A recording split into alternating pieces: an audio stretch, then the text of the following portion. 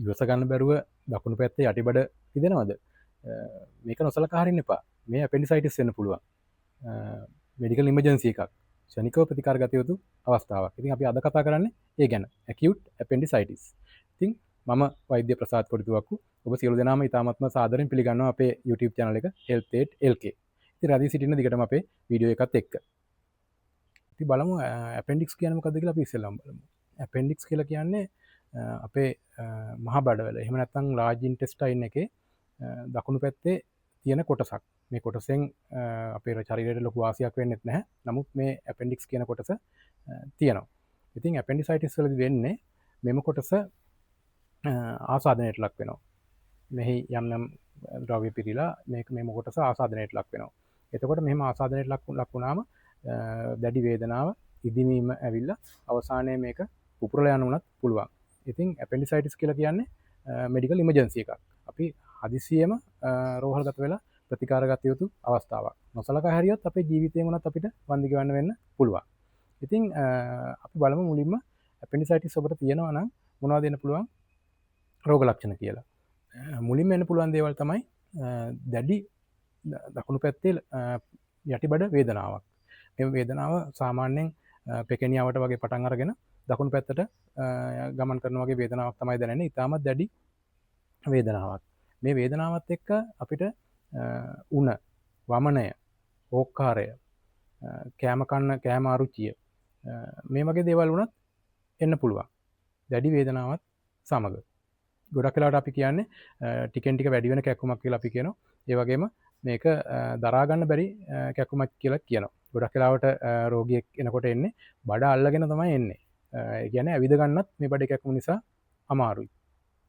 ඉතින් ඒක තමයි සාමාන්‍යයෙන් appendicitis කියන රෝගී තත්ත්වයේ තියෙන ලක්ෂණ. ඊළඟට අපි බලමු මොනවද danger signs. එහෙම නැත්නම් දැඩි අවදානම් තත්ත්ව කියලා. දැඩි අවදානම් තත්ත්වයේදී පෙන්වන ලක්ෂණ මොනවද කියන කාරණාව.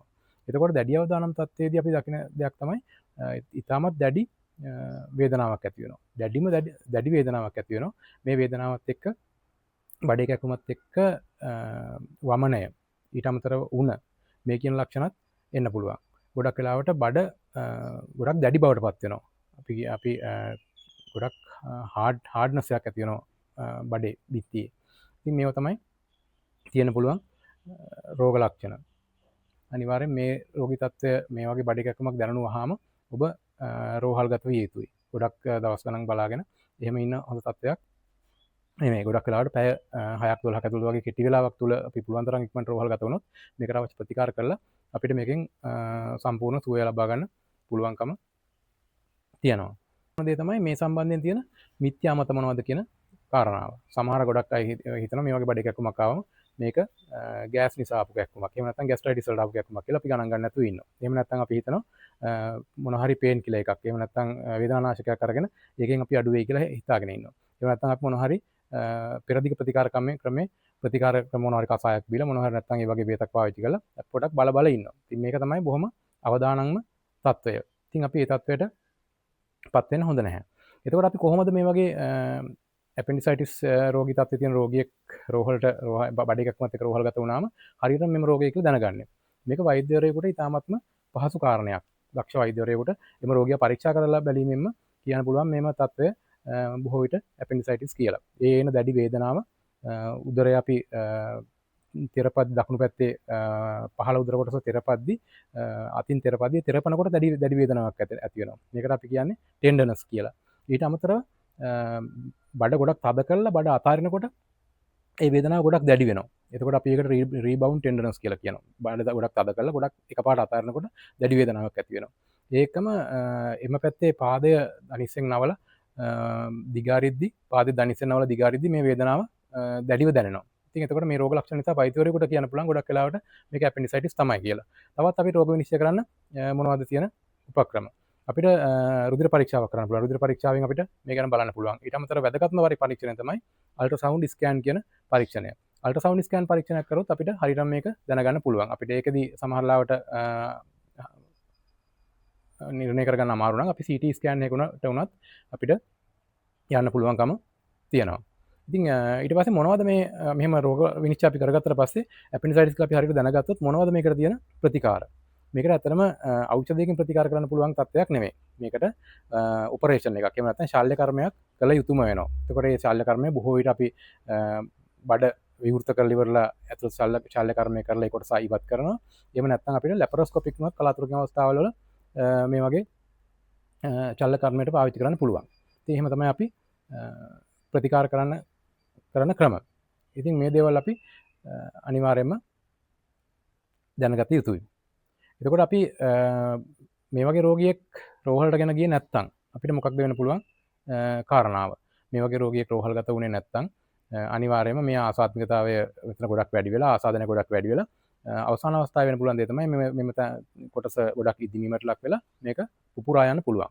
එහෙම පුපුරා ගියොත් එහෙම ඒ වගේ අවස්ථාවක ජීවිත හානියක් වුණත් ඒ වගේ පුද්ගලයෙකුට වෙන්න පුළුවන්කම තියෙනවා. එහෙම පිපිරුවොත් එහෙම ඒ අවස්ථාවේ තියෙන විස බීජ ගොඩක් ලේ වලට මිශ්‍ර වෙනවා.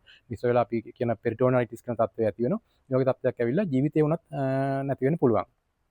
ඉතින් ගොඩක් ඊට පස්සේ අනිත් වැදගත් දේ තමයි කොහොමද මේක අපිට වළකින්න පුළුවන්ද කියලා කියන කාරණාව. ඉතින් අතරම මේකෙන් වළකින්න කියලා මේ විශේෂ මතලෝ ගැහණු පිරිමි ભેදයක් නැහැ. ඕන කෙනෙකුට මේ රෝගී තත්ත්වය එන්න පුළුවන්කම තියෙනවා. ඒකම මේකෙන් වළකින්න කියලා අපිට විශේෂ ක්‍රමයක් නැහැ. ඉතින් මේකෙන් වළකින්න ඕන නම් අපිට කරන්න පුළුවන් දෙයක් කියලා එහෙම විශේෂ ක්‍රමයක් නැහැ. නමුත් සාමාන්‍යයෙන් කියනවා අපි ෆයිබර් ඩයට් එකක්. එහෙම නැත්නම් තන්දු තියෙන ආහාර වේලක් ගන්නකොට ගොඩක් වෙලාවට මේක අපිට මෙහෙම නොවෙන්න වාසියක් තියෙනවා කියලා කියනවා. එහෙම නැතුව අපිට මේකෙන් සම්පූර්ණ වළකින්න කියලා ක්‍රමයක් අපිට නැහැ. ඉතින් ඔබට මේ තොරතුරු වැදගත් කියලා හිතෙනවා නම් මේ වීඩියෝ එක ෂෙයා කරන්න. ඒකම ඔබට දැනගත යුතු තව සෞඛ්‍ය කාරණා තියෙනවා නම් අපේ කමෙන්ට් සෙක්ෂන් එකේ ඒ ඔබට එන ප්‍රශ්න යොමු කරන්න. ඒතර අපිට ඒකට පිළිතුරු ලබා දීමට පුළුවන්. ඒකම මින් ඉදිරියටත් අපි වීඩියෝ එකක් සෑදීමේදී ඔබේ අදහස් අපිට ඉතාමත් වටිනවා. ඒක නිසා කමෙන්ට් සෙක්ෂන් එකේ ඔබේ අදහස් සඳහන් කරගෙන යන්න අමතක කරන්න එපා. ඒකම ඔබ දිගටම රැඳී සිටින අපේ YouTube channel එක Health Aid LK අපේ channel එක මේක subscribe කරලා නැත්නම් ඔබ මේක subscribe කරන්න ඒකම bell icon එක click කරගෙනම යන්න. ස්තුතියි.